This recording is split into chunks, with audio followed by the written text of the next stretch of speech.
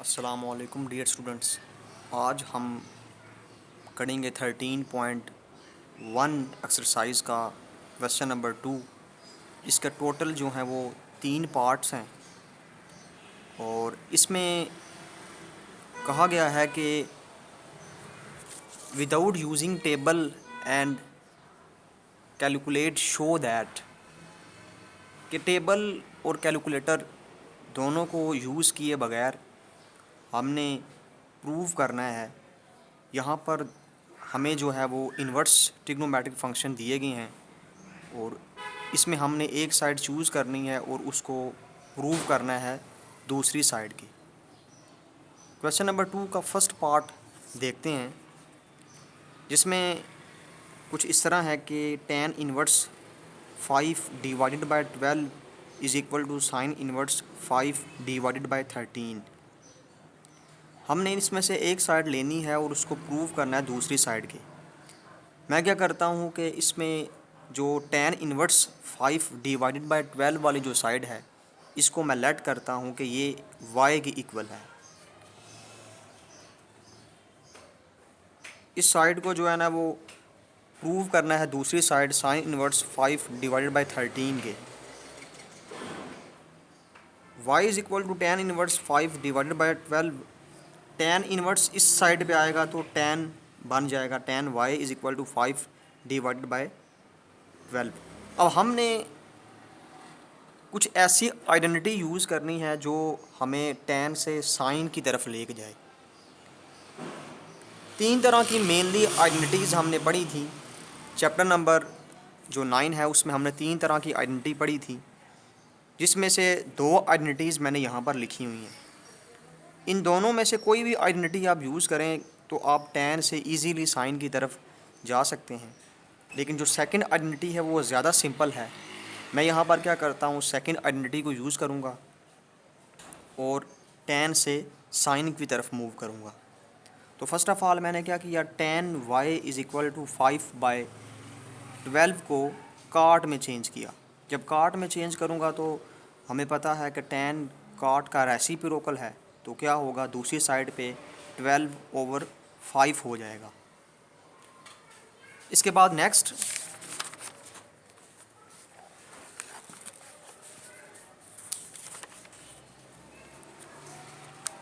अब काट जो ये वाले जो टर्म है इसको मैं इस फार्मूले में पुट करूँगा। 1 + 12/5 is equal to cosecant square. Equation number जो इक्वेशन थी उसमें मैंने वैल्यूज़ पुट की 12/5। तो इसको सिंप्लीफाई किया, एलसीएम वगैरह लिया, तो सिंपली कॉसिकेंट जो y है वो इक्वल आता है 13 डिवाइडेड बाय 5। कॉसिकेंट का रेसिप्रोकल साइन होता है, तो कॉसिकेंट से हम साइन में चेंज होंगे, तो sine y is equal to 5/13। यहाँ से y इक्वल आता है साइन इन्वर्स 5 डिवाइड बाय 13। शुरू में भी हमने y लेट किया था और फाइनली भी हमारे पास एक y ही है। हमने y से स्टार्ट किया था और एंड भी हमने y पे किया है। चूँकि दोनों चीज़ें सेम हैं इसलिए इक्वेशंस 1 और जो 2 है, इन दोनों को अगर हम कंपेयर करें तो यहाँ से हमारा जो प्रूव है वो इक्वल होता है। From equations 1 and 2 it is prove कि हमारी जो tan इन्वर्स 5 डिवाइड बाय जो 12 है वो इक्वल है साइन इन्वर्स 5 डिवाइड बाय 13 के। इसके बाद क्वेश्चन नंबर 2 का जो सेकंड पार्ट है ये थोड़ा सा समझने वाला है। ये जो तीनों जो पार्ट्स हैं according to examination point of view important हैं। जो क्वेश्चन नंबर 2 का जो पार्ट 2 है इसमें जो है वो 2 cos inverse 4 divided by 5 is equal to sine inverse 24 divided by 25। इसमें भी हमने एक साइड लेनी है और उसको दूसरी साइड की इक्वल प्रूव करना है। मैथमेटिक्स का रूल है कि हमेशा हम वो वाली साइड चूज़ करते हैं जो ज़्यादा कॉम्प्लेक्स किस्म की हो। कॉम्प्लेक्स साइड को चूज़ करके सिंपल साइड को प्रूव करना इजी है और सिंपल साइड से कॉम्प्लेक्स साइड जो है वो लेके आना थोड़ा सा डिफ़िकल्ट होता है। इसलिए इसमें मैं जो है वो 2 cos इन्वर्स 4 डिवाइड बाई 5 वाली साइड को मैं y की इक्वल लेट करूँगा। y की इक्वल मैंने लेट किया, 2 यहाँ पर मल्टीप्लाई हो रहा है, 2 यहाँ पर मल्टीप्लाई हो रहा है, इस तरफ आके डिवाइड होगा, इस तरफ आके डिवाइड हो गया, ये वाली साइड यहाँ से इस साइड पे, ये वाली साइड इस तरह बन जाएगी। और इसके बाद क्या हुआ, काज इस साइड पे आएगा तो काज इन्वर्स ख़त्म होके cos y divide by 2 is equal to 4 divide by 5 हो जाएगा। इसके बाद सिंपल जो आइडेंटिटी है वो यूज़ की जाएगी।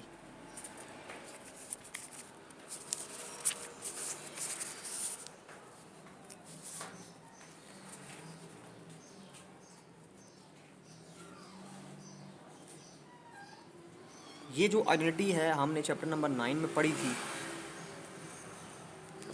कि sine theta square plus cos theta square is equal to 1 होता है। यहाँ पर जो हमारी जो सिचुएशन है वो कुछ इस तरह है।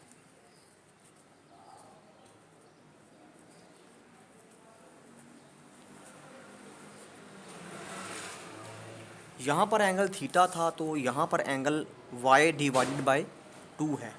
एंगल कोई भी हो अगर वो दोनों सेम हैं और इसी तरह का जो आइडेंटिटी है वो उसकी फॉर्म में है, यानी कि ये जो फॉर्म है हमें जो नज़र आ रही है, अगर कोई भी फॉर्म हो, एंगल कोई भी हो सकता है, तो ये हमेशा 1 के इक्वल होगा। y डिवाइड बाई 2 की जगह z डिवाइड बाई 3 भी हो सकता है, यहाँ पर भी z डिवाइड बाई 3 होगा। यानी कि सिर्फ शर्त ये है कि जो एंगल यहाँ पर है वो एंगल यहाँ पर भी हो और बाकी ये इसी फॉर्म में हो, तो हमारा जो है ये 1 के इक्वल ही होगा।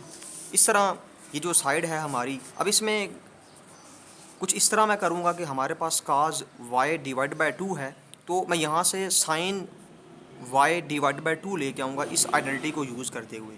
तो इस आइडेंटिटी को मैंने यूज़ किया, इसकी वैल्यू मैंने यहाँ पर पुट की, तो साइन ये वाली वैल्यू मैंने यहाँ पर पुट की, तो साइन y डिवाइडेड बाई 2 जो है उसकी वैल्यू मेरे पास आ गई 3 डिवाइड बाई 5।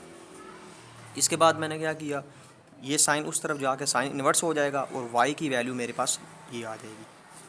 इसके बाद एक आइडेंटिटी हमने एक और जो है वो फार्मूला पढ़ा है चैप्टर नंबर 10 में, साइन 2y इक्वल है 2 साइन y कॉस y के। यहाँ पर एंगल कोई भी हो सकता है, साइन 2 थीटा भी हो सकता है, साइन 2 z भी हो सकता है, साइन 2 x, कुछ भी हो सकता है एंगल। अब हमारा कुछ केस इस तरह है कि हमने अगर sine 2y is equal to 2 sine y cos y की इक्वल है, तो इसी इक्वेशंस को अगर यूज़ करते हुए हमें कहा जाए कि साइन y किसके इक्वल होगा, अगर साइन 2 साइन y और कॉस y की इक्वल है तो साइन y किसके इक्वल होगा। तो हम अकॉर्डिंग टू आवर सिचुएशंस हम जो है वो आइडेंटिटीज़ को चेंज भी करते होते हैं मैथमेटिक्स में। देखें यहाँ पर अगर एंगल डबल है तो यहाँ पर एंगल सिंगल है, अगर यहाँ पर 2y है तो यहाँ पर सिंपली y है। अगर यहाँ पर y है तो मेरे ख्याल से इसका यहाँ पर अगर एंगल डबल है तो यहाँ पर हाफ है। अगर यहाँ पर एंगल y है तो इसका जो हाफ है वो साइन y डिवाइडेड बाई 2 होगा और सिंपली यहाँ पर भी कॉज y डिवाइड बाई 2 होगा। तो अब इस तरह की सिचुएशंस हमने जो है वो क्रिएट करनी है। ये मैं इसलिए यहाँ पर कह रहा हूँ क्योंकि हमारी जो गिवन जो हमारा प्रूव है वो साइन सिंपली साइन इन्वर्स की फॉर्म में है, तो इसलिए मैं साइन सिंपली साइन में जाऊँगा क्योंकि यहाँ पर ये देखें जब यहाँ पर सिचुएशंस कुछ इस तरह है कि इस फॉर्म में जब मैं इसको ट्रांसफ़र करूँगा तो मेरे पास already sine y divide by 2 cause y divide by 2 की वैल्यूज़ ऑलरेडी पड़ी हुई हैं, इसलिए मैं इनको यूज़ कर रहा हूँ। अब इसके बाद क्या किया है, जब हमारे पास ये वाली इक्वेशंस आ जाएगी तो simply sine y divide by 2 की वैल्यूज़ भी मैं पुट करूँगा जो यहाँ पर मैंने जो है वो कैलकुलेट की हुई है। इसी तरह काज y डिवाइड बाई 2 की वैल्यूज़ भी पुट करूँगा जो मैं प्रीवियस जो है मैं कैलकुलेट करके आया हूँ। तो यहाँ पर मैंने वैल्यूज़ पुट की 3 divide by 5 sine y divide by 2 की जगह पर और काज y डिवाइड बाई 2 की जगह पर 4 डिवाइड बाई 5 मैंने पुट किया। इसको सिंप्लीफाई किया तो ये चीज़ आ गई।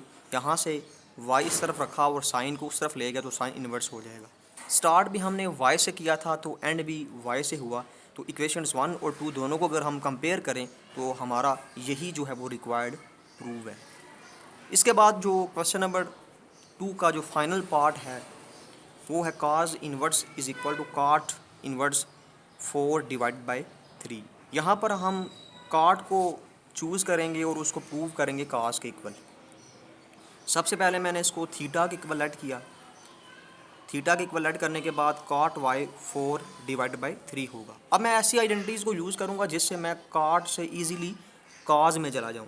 तो मेरे पास ये एक आइडेंटिटी है, लेकिन यहाँ पर कॉट नहीं टैन है, तो इसलिए मैं फ़र्स्ट ऑफ ऑल इसको क्या करूँगा, कॉट को टैन में कन्वर्ट करूँगा। तो टैन है 3 डिवाइड बाई 4। ये मैं इसलिए कह रहा हूँ कि यहाँ पर जब पुट करूँगा तो मैं इस आइडेंटिटीज़ को यूज़ करते हुए सीकेंड में चला जाऊँगा, और सीकेंड का इन्वर्स ऑलरेडी मुझे पता है कि कॉस के इक्वल होता है। तो टैन 3/4 की वैल्यूज़ मैंने यहाँ पर ये पुट की, टैन थीटा की वैल्यू यहाँ पर पुट की, ये आ गई। थोड़ा सिंप्लीफाई किया तो सीकेंड की वैल्यू 25 डिवाइड बाई 16 आ गई। तो सीकेंड थीटा स्क्वायर है, इसका अंडर रूट लिया दोनों साइड्स का, तो 4 डिवाइड बाई 5 आया। तो सीकेंड का रेसिप्रोकल है कॉस थीटा, कॉस और theta is equal to cos inverse 4 divide by 5। Theta से हमने स्टार्ट लिया था, थीटा पे एंड हुआ। दोनों इक्वेशंस को कंपेयर करेंगे तो हमारा रिक्वायर्ड जो है वो प्रूव आ जाएगा। तो ये हमारे जो है वो क्वेश्चन नंबर 2 के 3 पार्ट्स थे। बाकी जो क्वेश्चन नंबर 3 है वो हम नेक्स्ट जो है वो लेक्चर में करेंगे।